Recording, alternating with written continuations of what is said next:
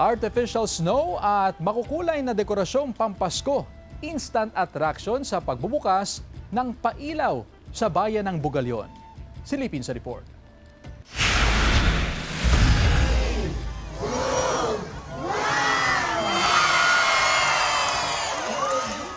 Nagningning ang bayan ng Bugalyon na pinakaunang bayan sa Pangasinan na nagsagawa ng Christmas lighting ceremony.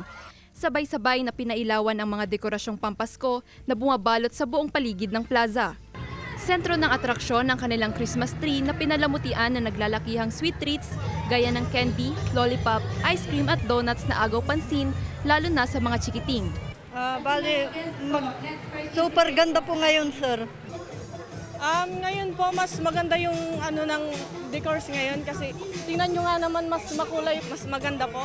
Hitik din ng plaza sa iba't ibang Christmas displays, gaya ng Tunnel of Lights na perfect spot para sa mga mahilig magpicture.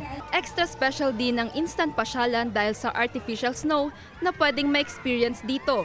Namin pinag-isipan ang design kung ano po yung ilalagay namin para sa isopresa namin ang dito po sa Bugalyon.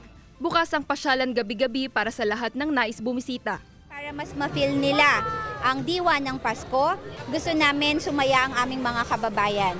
Joel Fernandez, One North Central Luzon.